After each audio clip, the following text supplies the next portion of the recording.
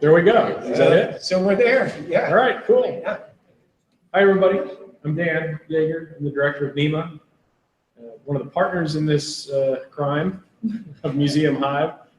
And we're welcoming you tonight to this. How many have been to a Museumhive event before? A few folks. So the idea is pretty simple. Part meetup, part distance conversation with some expert in the field, and interaction between the two, with everybody involved. And Brad's the mastermind behind it, Brad Larson. The idea is that we're going to be logging these events, and we're going to be creating this sort of hive of activity. And at the end of the season, which this is the penultimate episode of this, second to last, the last one being in another month, at the end of the day, we're going to have a nice e-publication, a group of blog posts, videos, and so forth. And it's sort of a pilot project because we're thinking that we're going to be trying to do this nationally. And Rob, perhaps a conversation that we need to have is how we regions participate with AAM in this venture. But the idea would be maybe we do this across the country next year, perhaps, something like that, where we've got some content folks and we've got people in these little hives buzzing around throughout the country. So this is our experiment. I'm really glad that you're here. So with that, I'm turning it over to Ed Rodley. Is that true? I don't know. What am I doing? I don't know. Whatever. It's the MC. I can say hello. Okay. Yeah, that's it. We are recording? We're recording. Yes. You're live. All right. Well, you didn't come here to hear me talk. So basically everything Dan said about trying to encourage conversation is the thing that I think we all have found most interesting about the Museumhive concept, and getting outside of our little museum bubble, which we know is something that as a field museums struggle with, right? We talk to each other, we go to the same conferences, and we see each other all the time. And what's going on out in the wider world is a thing that we kind of look out at and we wonder about. So this is really an attempt to actually physically and literally like get out of the bubble, like go to places where museum folk normally don't congregate to actually do these events, like going out into the communities, like at the Roxbury Innovation Center, to step outside and see what's happening in the wider world. Because as you can see, these opportunities can be kind of interesting. And someone who has probably a better handle on what's happening in the wider world than most of the folks we've talked to would be Rob Stein from the American Alliance of Museums. And with that, I think I would just turn it over to Rob. Rob, you ready to go? I am. Can everybody hear me okay? Oh, yeah. Yes. Okay, and you can see me okay, and we're doing okay. So thanks to Dan and Brad for Museumhiving and for inviting me. Thanks also to Ed Rodley for hosting and drinking in front of me. It's okay because it's after hours. Hey, the jokes work on Google Hangout. That's good to know. So I'm Rob Stein. I am the Executive Vice President at the American Alliance of Museums and also the Chief Program Officer. I've been at AAM now for a little more than a year, but come from mostly the art museum side of the museum field at the Dallas Museum of Art and the Indianapolis Museum of Art before that. And one of my favorite things about the museum field, and one of the reasons why I really joined, is occasions to meet and connect with people who are really smart and really smart about things that I don't know about yet. And that has been a great pleasure. I love learning. I think people who love to learn are frequently drawn to museums and to professions in museums. And so when Brad asked me to talk, one of the things that I really wanted to talk a little bit more about is a part of AAM's strategic plan called Global Thinking. So I'm going to see if I can swap over to the screen share for a second. Okay, so I am apparently screen sharing. Can you all see the slides full screen? Yep. Yes. Okay, great. So as I thought about this presentation, those of you that know me even a little bit know I love the analogy or the imagery. And so as we've talked about global thinking here at AAM, we come back to this idea of a global lens. So we'll think about that a little bit. So tonight we're going to think about what it means to see through a global lens, and really how connecting globally can help us to find impact locally, which may be a little counterintuitive, but I think is an important concept. So let's extend that metaphor a little bit. If we think about what lenses are kind of funny things, right? So on the left, get a picture of a film camera. And cameras help you see and frame the world in different ways, right? You'll use the lens on your camera to compose an image and to communicate things through that lens in a way that's different than you would see with your own eyes. Sometimes your eyes aren't that great, and so you need lenses to help you see more clearly, or maybe to magnify the thing that you're reading so that you can learn more effectively. I think about lenses like the lens of a microscope on the left, or this is the Hubble telescope on the right. So microscopes help us look and see things that are invisible. So do telescopes, but they're on different ends of the spectrum, right? The micro and the macro. They help us see things that really are there, but that we're not able to perceive in the same way. So many of you also probably know that when the Hubble telescope launched, it actually had a problem with its lens, and its lens was misaligned, which meant that it wasn't really any good for anything. So when your lens is misaligned, you sometimes don't see things as they really are. So they did a remarkable mission to go up and fix that lens. And the Hubble has given us some of the most amazing images of the universe and told us about things that let us, in fact, see into the past. So lenses expose things that are invisible, and sometimes they help us understand our past. So I also think that lenses help give us a perspective shift, right? So this is one of my favorite images of what a perspective shift looks like. Could you imagine being on the Apollo 8 mission? It's Christmas Eve, and you're standing on the moon, and you turn around and you see the Earth rising behind you. So this is the first image through a lens of the Earth rising over another interplanetary body. So you're standing on the moon, it's Christmas Eve down there, and the lens is helping you capture that. That's kind of an amazing thought. So lenses are powerful tools that help us see and think about things differently.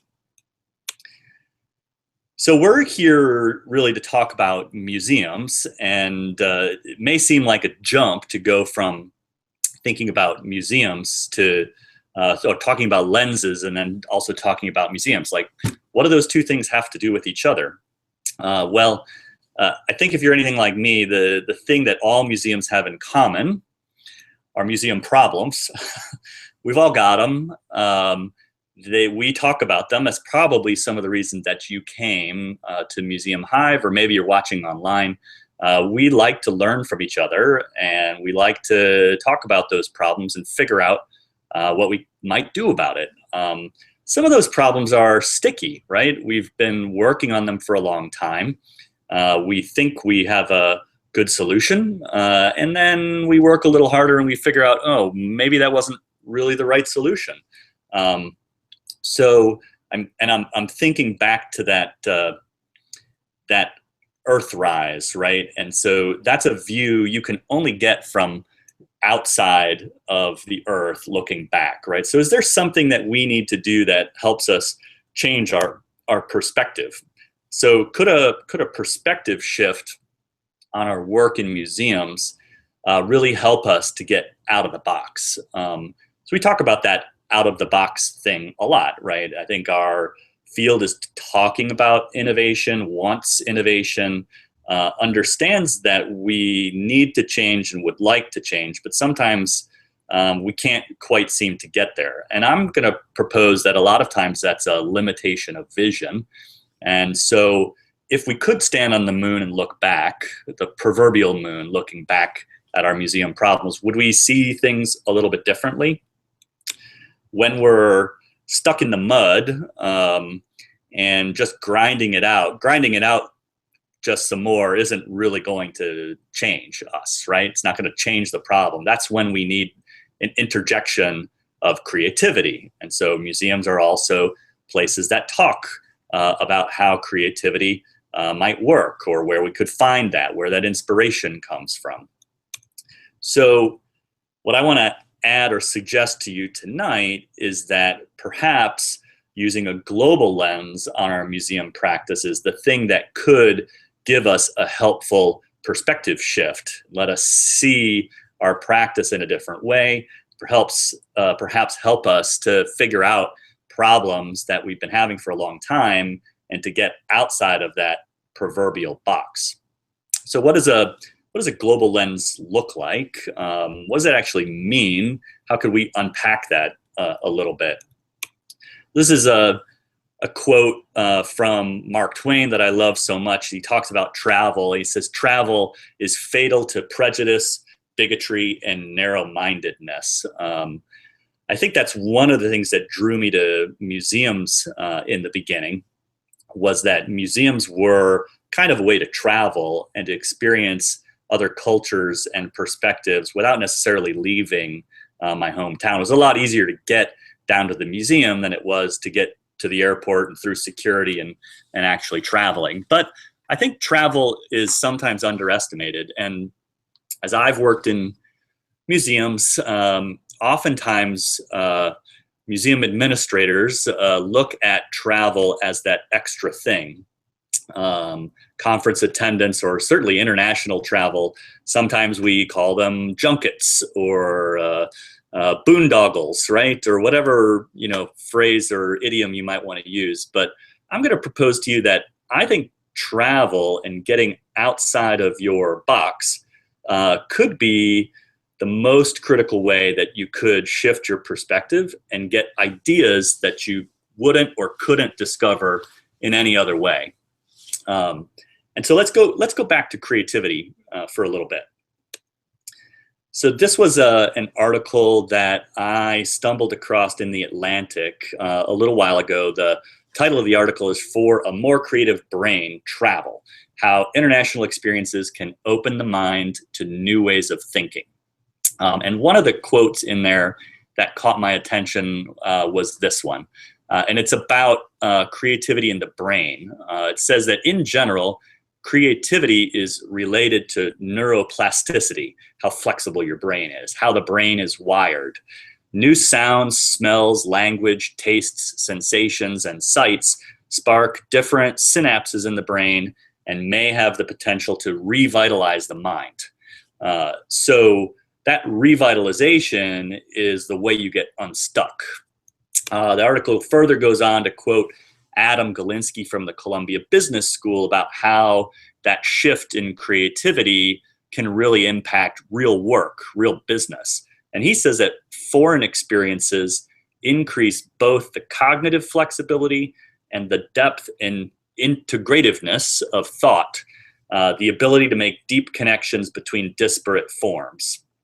If you go on to read that article a little bit further, it goes further and it says, when you are embedded in a culture that is different from your own, that's the moment when you can see with a different perspective where you've come from, right? And they actually say that cultures or experiences that are one step away instead of 10 steps away can actually be more helpful to you in seeing your own condition differently.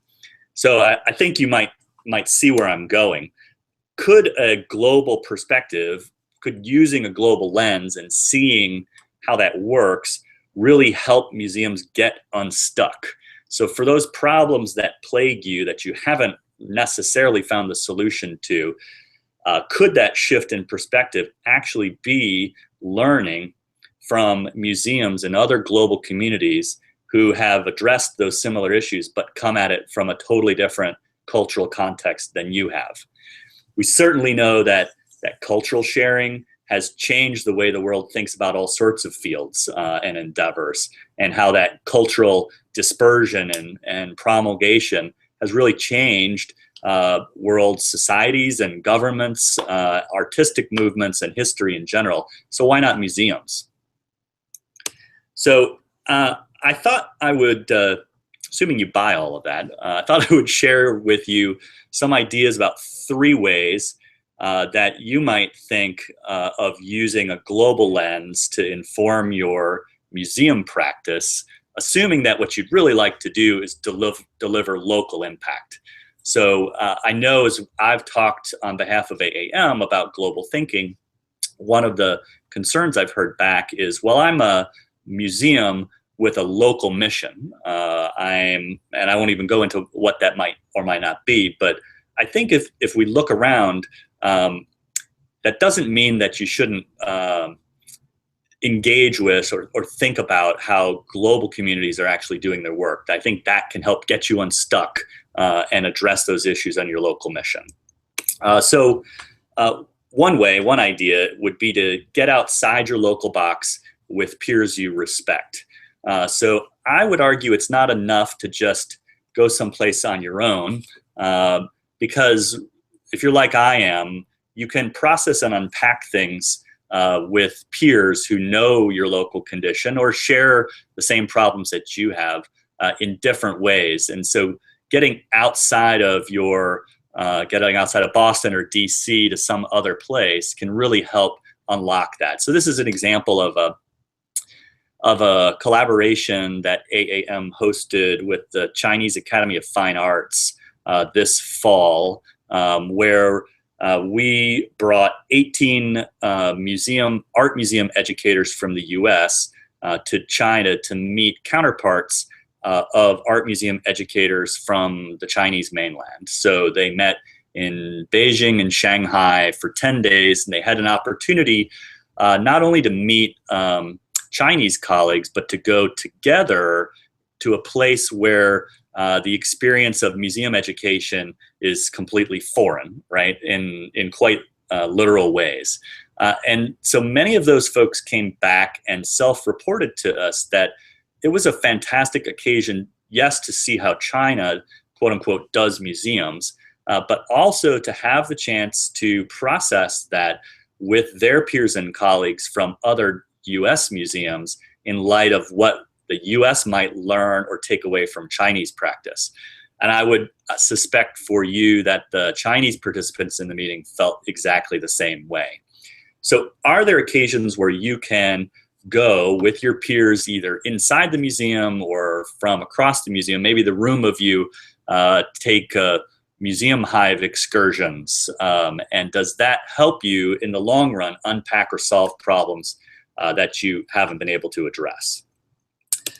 The next example is the possibility of using your museum as a bridge between global communities. So I'm going to guess that every person in the room works in or for or around museums that endeavor to connect to their local community. This idea is really to put those communities in touch with each other and have your museum be the mediator in the middle of it. So this is an image of a project facilitated by the Museums Connect grant. It's run by AAM and the US State Department. And this is one of the projects between the Stepping Stones Museum for Children in Norwalk, Connecticut, and Museo Periense Emilio Goeldi in Brazil. So the idea of this project was to bring teens from both museums, Brazilians and Americans, together around the concept of maritime communities. So from Norwalk, Connecticut, they're learning or thinking about the Long Island Sound and how the maritime culture of Connecticut had been affected and grown up over its history. And for the same thing, the teens from Brazil are talking about how maritime cultures on the Amazon River Basin in Brazil have navigated many of the same things. So the connection there was to facilitate this exchange between two parts of the community. But what we find again and again in our Museums Connect projects is that the museum facilitators come away learning more things about how they might provide better impact or better experiences to their local communities, which is what we're after anyways. So the third way is to more directly learn from the experiences of global museum communities. So as I've joined AAM recently, it's been sort of stunning to me to begin to understand the breadth and the depth of not only the US museum community, but that there are other museum communities all around the globe who are more or less connected to this global community of museums. So on the screen here, I'm showing you an image of a museum called Parque Explora. It's the Science Center in Medellin, Colombia, and features both science galleries, a planetarium, an aquarium, and is across the street from a botanical garden. So many of you know a little bit about Medellin, and I would guess that much of what you know about Medellin is not all that positive. Medellin, over the past 2 decades, has struggled in a country that has been in the midst of a civil war. Colombia and rebel factions have just recently signed a peace treaty that would end 50 years of conflict. Of course, you're very familiar with the drug cartels that made their home in Medellin, and those cartels and relative corruption in the government led to paramilitary forces that were active in the city as well. So Medellin was a very violent and dangerous place for many years. But in 2013, Medellin was voted by the Wall Street Journal and the Urban Land Institute as the most innovative city on the planet. Now, why is that? What we found out, I had the chance to visit this museum in Medellin in the fall, is that the city and the government has put a priority on reforming and addressing the problems of its citizens. And one of the ways that Medellin has really addressed that is to put libraries and museums in the heart of what their director, Andres Roldan, would call the most difficult parts of the city. So rather than building museums in the heart of the business district, this museum was built quite literally on the garbage dump. There was a city garbage dump. It was right next door to this site. And the site plan and plotting for this museum was right next door. So it provided an immediate place for the staff to begin outreach to that community. Also, Medellin is quite an old city, Spanish colonial city. You can see it's situated in a valley. Most of the jobs are in the center of the valley along the river. Most of the people live on the hills. So that meant that to get to work from a small house on the hill, you had to walk all the way downhill in the morning and all the way uphill in the evening. Of course, it's a very old 17th century city. So putting mass transit into a city like this in a bowl valley in Colombia is no easy task. So they've invented a system of gondolas, cable cars that string from a central spine railway that runs along the river, and the gondolas run up the hills. So they take much less real estate and provide an easy way for the citizens to get down to jobs. Now, the inventive thing is that at the gondola stops, both in the hills and on the train lines in the valley, that's where we build museums and libraries. And not just any museums and libraries, but architecture that is compelling and interesting, and programming that stretches all across the city. So this, to me, when I visited, it just struck me that so many American cities are working to figure this out and are struggling with class divides, poverty, violence, corruption, and thinking about urban planning and what is the right way to handle transportation. So Medellin, in the course of 20 years, transformed itself from a troubled area with crime and violence to the most innovative city in the world. And museums and libraries are at the heart of that. So I think Medellin is a great example that we can learn from. Do a little bit of a plug is that it's so great that we're holding a meeting in Medellin called Reimagining the Museum, a Conference of the Americas, from the 1st to the 3rd of November of 2017. So you can see the website at the bottom here. It's in Spanish, El Museo Reimaginado.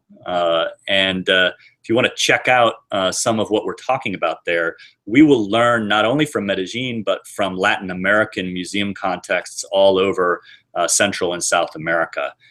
We did a similar meeting in Buenos Aires in 2015. I had the opportunity to go, and it really changed my perspective about work back in Dallas at that time. So I would just urge you to come, and if you can't come, I hope you'll tune in online. So yeah, there's that question. What if you can't come? So what do I do if I don't have any travel money, Rob? That's great. Yeah, fly to Medellin. What a brilliant idea.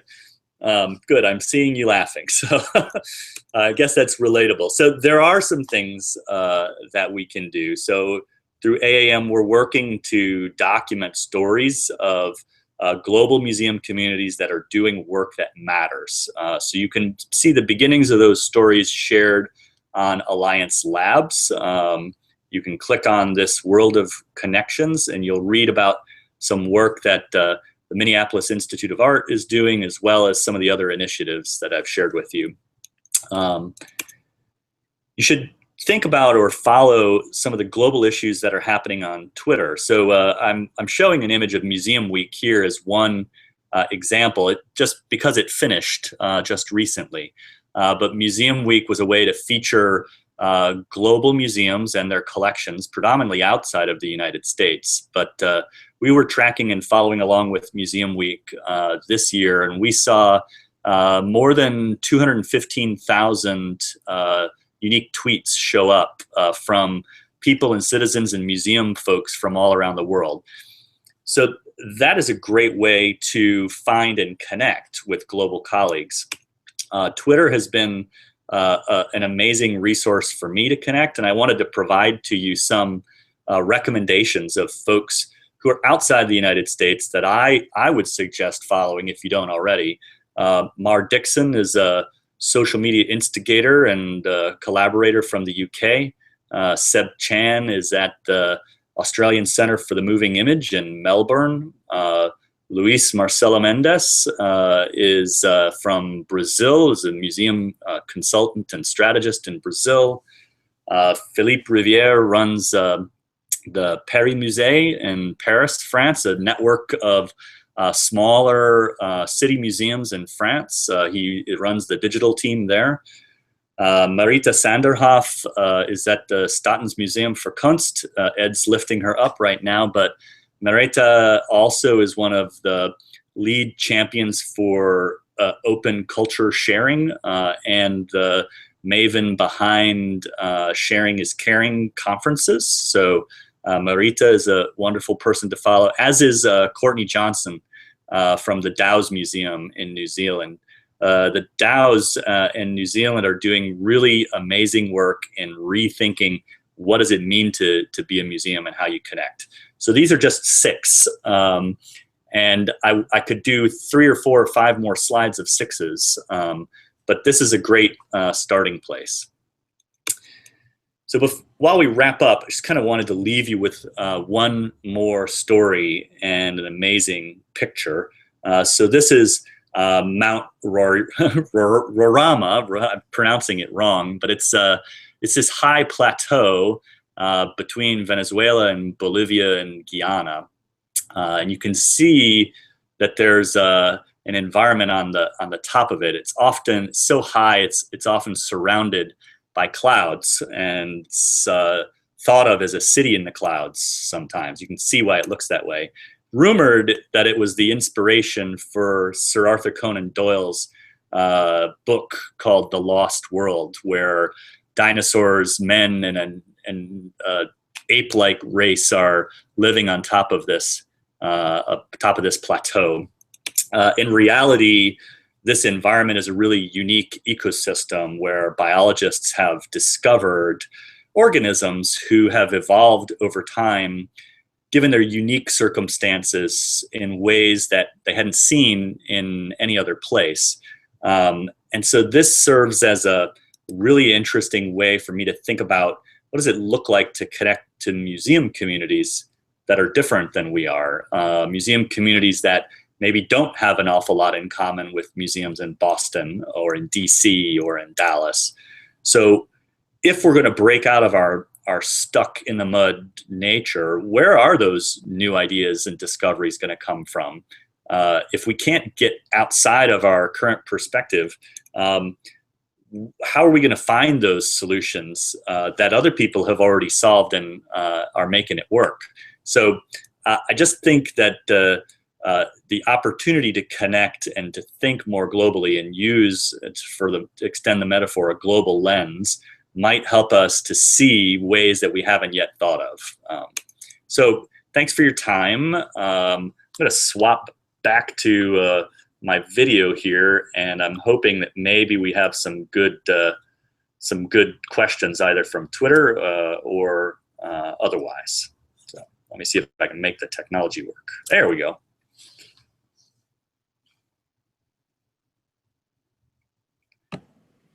Brad, I think you might be on mute. Oh, there, you're off mute. Okay. Yes, I just took it off mute. We're off mute now. So one of the best parts of the whole Museumhive thing for me is the fact that you not only get to listen to people talk, but you get to ask them questions directly and have them answer you immediately. So if anybody has a question for Rob, now is the time to cough it up.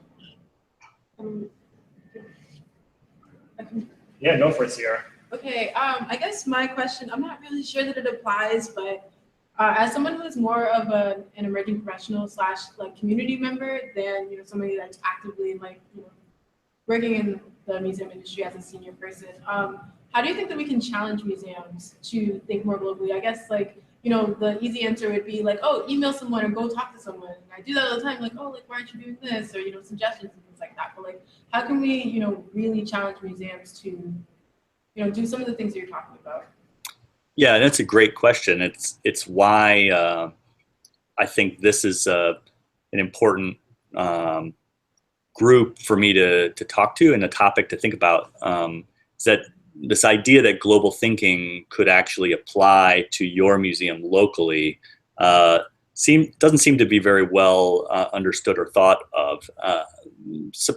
Maybe not surprisingly, I don't think most museums in the United States allocate a whole lot of their budget to travel domestically, let alone internationally. I think the kinds of experiences that I'm sharing, I've connected with a lot of my peers who have had opportunity to travel globally and to see the way museums work in different places. And universally, everyone comes away with some different aha moment. And I think we need to start telling those aha stories more, so that the idea that traveling to Europe on museum business is not so much about, wow, I like to travel to Europe, but it actually helps me address the things that I'm working on in the museum in a way that I could never break through before. And I've had that experience a dozen times. I know Ed and I have had these conversations as well. That's a good question. Hey, Rob, sort of as a follow-up, I wonder if there's a role for AAM to create a program similar to what you see in cities around the world, really, of creating sister museum programs or facilitating that, because it seems like in little communities, big communities, when you have a sister community in Japan, there's always some kind of an interchange and a sharing of ideas and sharing of travel. So I wonder if you set something like that up, and I don't know if it's you or if it's somebody else, or we just sort of encourage that challenge idea. That'd be pretty cool, though, if you had a partner in a similar, whether you're an industrial museum, you partner up with somebody in Germany, or art museum of similar size or whatever, somewhere else. That'd be kind of a fun idea. Yeah, I like that idea. And Dan, I think you nailed it, right? Why not piggyback on the existing Sister Cities programs where those relationships and ties are already established, and we don't need to reinvent the wheel. That kind of integration and connection could be really valuable. So yeah, I think that's a good idea. I also think, a model like Museumhive is a great way, without having to get on an airplane, that you can connect with museum professionals from other global contexts. And so maybe I'll pitch a suggestion back to Museumhive that once you think about including global museum professionals in a future Google Hangout, that they can talk to you a little bit more about what's going on in their local context that might apply for you in Boston. Yeah, no, that's a great idea. Pull myself into the frame. For some reason, my head gets cut off. It's because you're too tall. Ed, just too darn tall. I love that idea, and we've talked about it a little bit, and I think it's just coming up with, like, who do we connect with, and what's the topic? But definitely, we've got the infrastructure going here for that kind of thing. I'd be excited about that.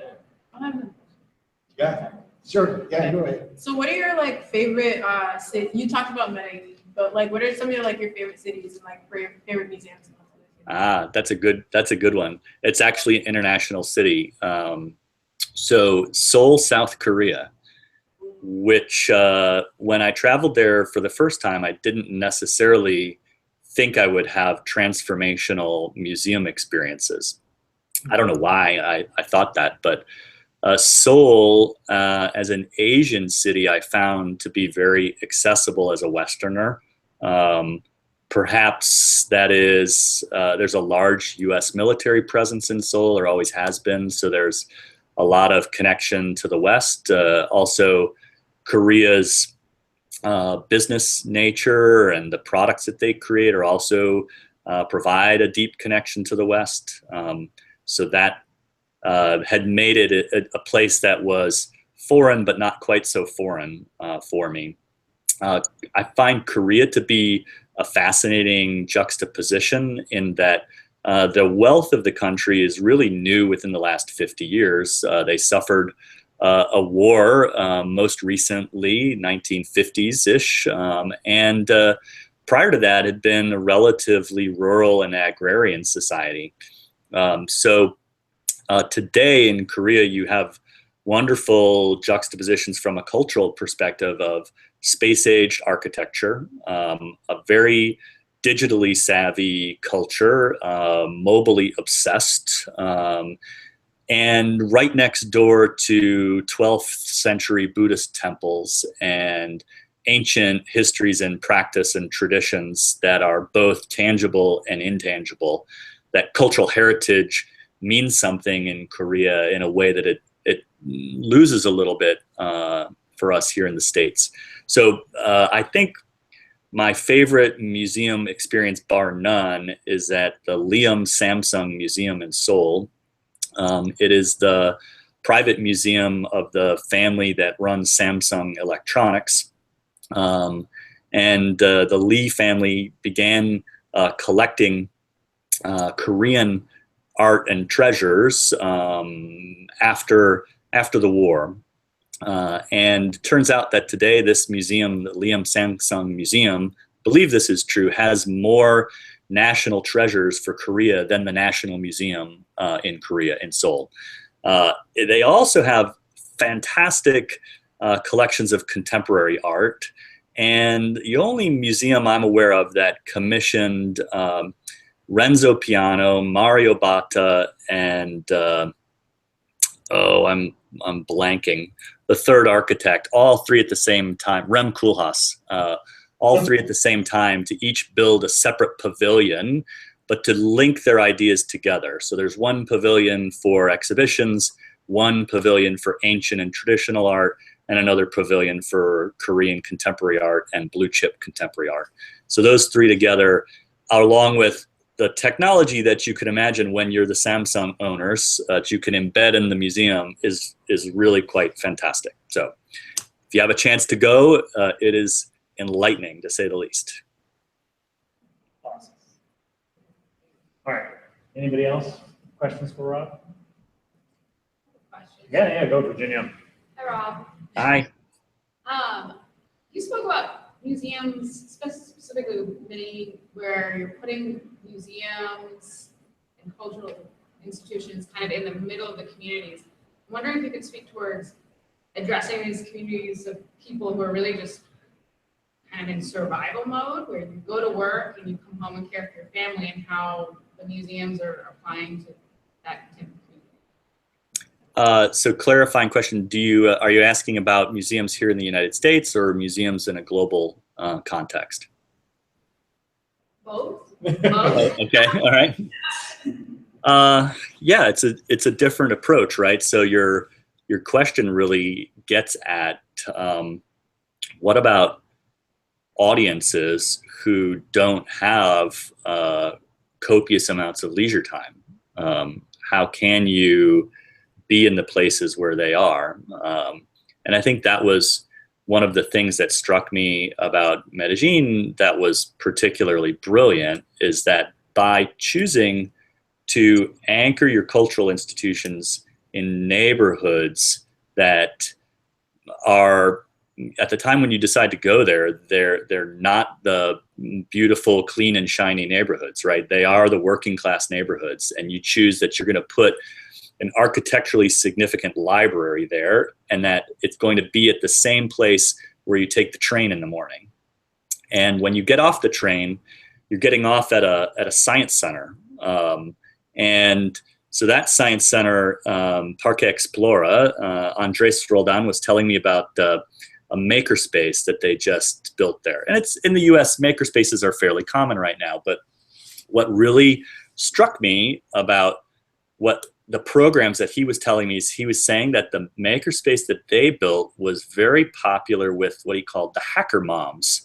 And so the hacker moms would show up, and they were asking them to bring in broken or discarded electronics and toys that they could then disassemble those and kind of learn how they worked. But the story he told was that the hacker moms were actually a little upset because they didn't want to bring the used electronics to then tear them apart. They actually wanted to know how to fix them. So a lot of the moms in the community are coming and using the makerspace as a way to learn how to do small appliance repair. And then there's some thinking about, well, does learning those skills actually help you to start a business in small appliance repair? So not only is that good for the moms in the community and businesses, but it's a great conservation and recycling message, right? You know, why do we need to buy new items, spend our money on that when we know how to fix them ourselves? So I'm not certain if that would have happened in the same way if the museum was not just a pop in and out experience on my way home from work or on my way to work. I think embedding ourselves in the places where those audiences are, whether that's the corner store, right? With all the mega supermarkets that we have in our neighborhoods, or not in our neighborhoods, I guess is the point. We're losing the corner store, both the social aspect of it and the convenience to pop in and get some healthy food. It's sort of the same thing for museums, right? Could we embed ourselves in different ways and make it easy to pop in and pop out, to have that cultural connection? Do you know anybody? It's a hard question, though. It's a really good one. Can you think of any U.S. examples that come close to that, Rob? I'm drawing a blank right now. I know I've heard and read about them, but how about you, Ed? You know, the Brad, Dan? in Santa Cruz comes close, but not quite. I don't know. Are you talking about practical museums? Yes. Museums with a practical purpose? Yes. Wow, that's pretty intense. No pushback. Well, Yeah. ones that don't have to like think about the relevance question. Right. You go there to learn, you go to learn a skill. Yeah. I love that. I can, I'll share an example. Maybe raise your hands if you've heard of it, but anybody hear of the MacArthur Foundation's 100 and Change Challenge? Okay, Ed did. So MacArthur Foundation is a charitable foundation in Chicago. They are maybe most well known for the MacArthur Genius Awards, which are six-figure grants to geniuses to do their work. So this year, MacArthur issued a new challenge called 100 and Change, and it was $100 million to a single idea that would change the world. And that was it. That was the call. And so AAM applied this year. We didn't get it, but we got really good reviews. And the idea is along the lines of the practical museum. So another one of our strategic areas is really on P through 12 education and financial sustainability of museums. And so if you think about the museums that you know, we have some really fantastic facilities sometimes, and we have fantastic staff who know about education and know about working with the public. And by and large, our busiest times are evenings and weekends, and our least busy times can be mornings and middle of the afternoons, right? So the other thing we know is that early childhood education is critical, and the exposure that you can have to cultural experiences at the earliest of ages can really change your behaviors as an adult with respect to altruism, citizenship, lifelong learning. We have all this research, right? So we took these two things and we said, what if we mashed them together? And so the pitch back to MacArthur was to start a $100 million venture capital fund for seed funding for early childhood centers in museums that are either daycares or preschools that would have a mission to have an admitted class that was socioeconomically balanced. So we always say that we want to put our children into schools that are socioeconomically and demographically balanced. But the way it works out is the people who can pay get into a school that's good, and the people who can't pay don't. So we were kind of thinking, well, what would you do if you could use all that excess real estate and talent that's in museums at the early and midday parts of the week, which is exactly when preschools and early childhood education programs are being held, and would that actually then impact those businesses? So, like I said, we didn't get it, but I think that's still an area or an initiative that would be really inspiring for museums to try out. Cool. I don't. I have another question. You're on. Okay, so can you talk, I like a lot of what you're saying. Can you talk a little bit more about your job and maybe the ways in which you've used this practical application of the global lens? Yeah, I joke with my sons that my professional job responsibilities are to sit in meetings. It's almost true, but no. So my job for AAM is, in broad strokes, to think about ways that we could advance the strategic plan.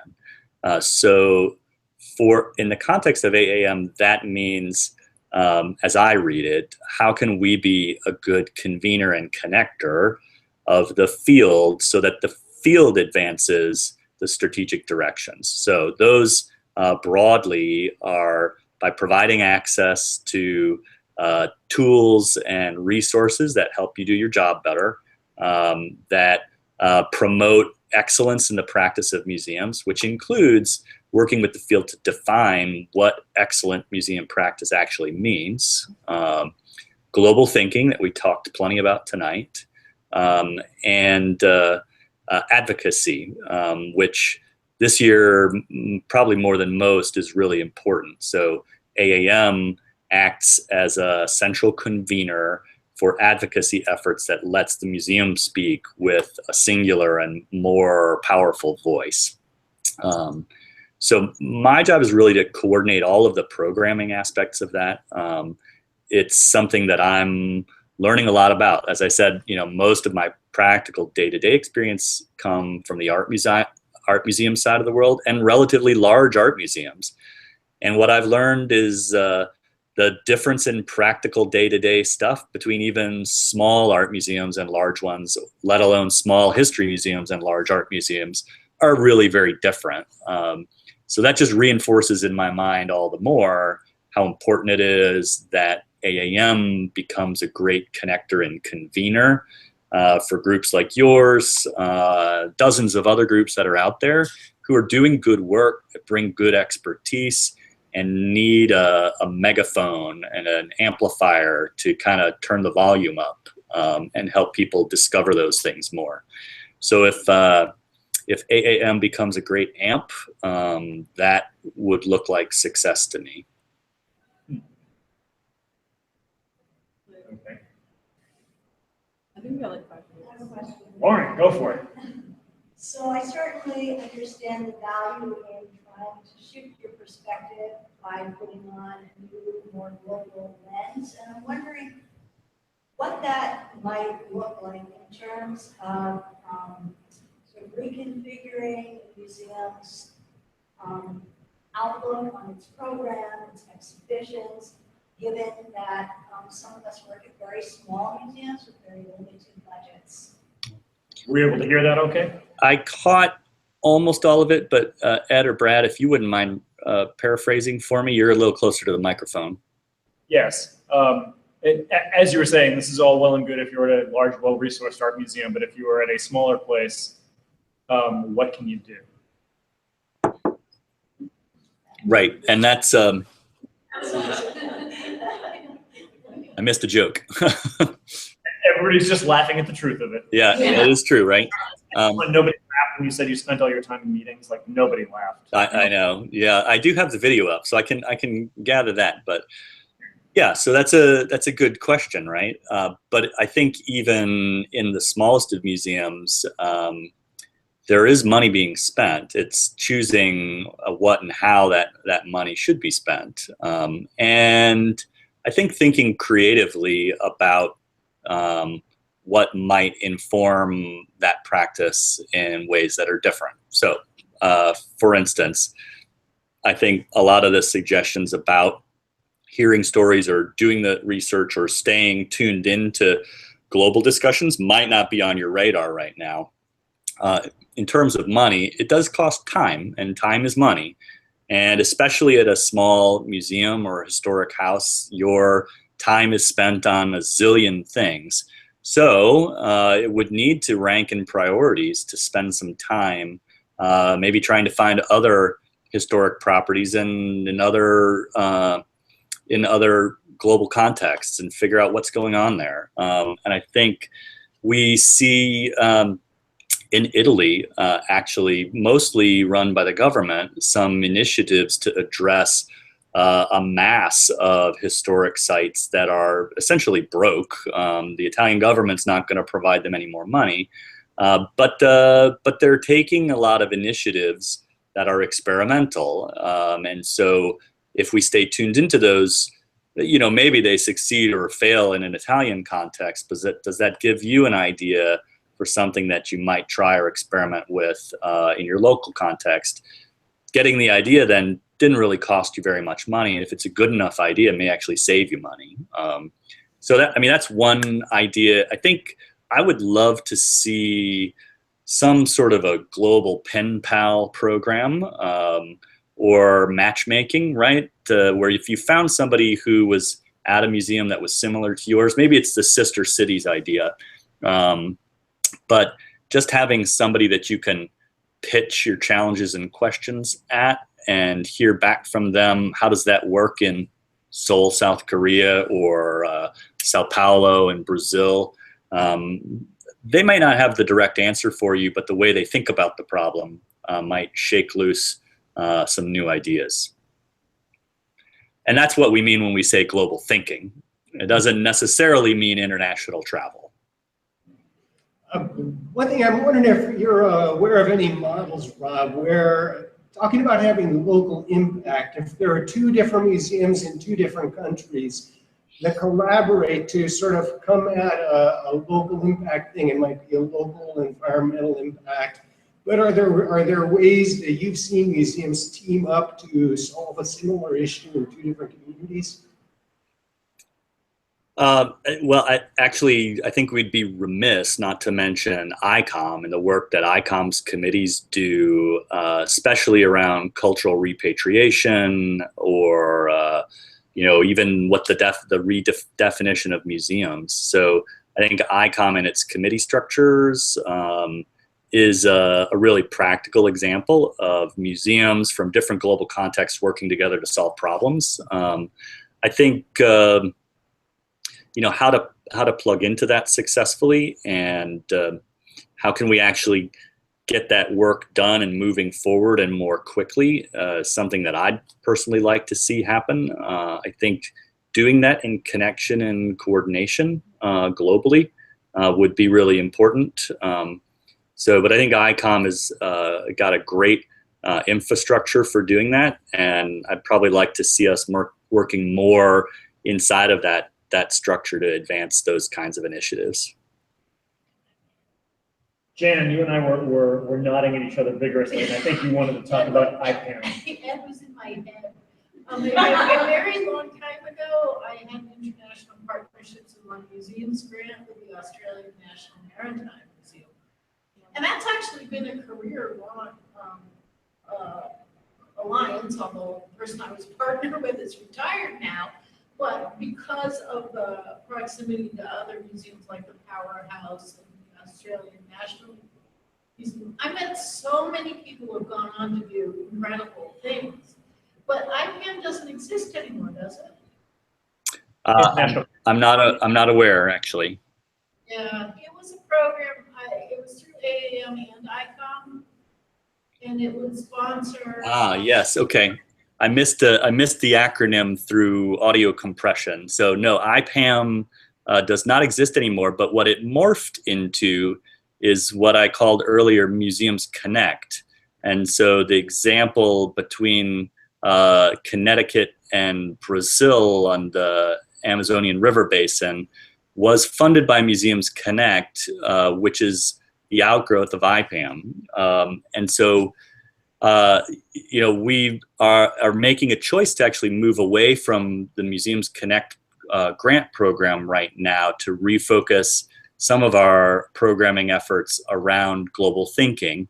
And part of that discussion, IPAM was a great sort of international exchange of museum professionals, which was not as much a part of the Museums Connect program. But so our mission as AAM is really thinking about how can we encourage or get museum professionals equipped and connected in ways that would help them. So from a global perspective, I think you could see us moving more towards that again.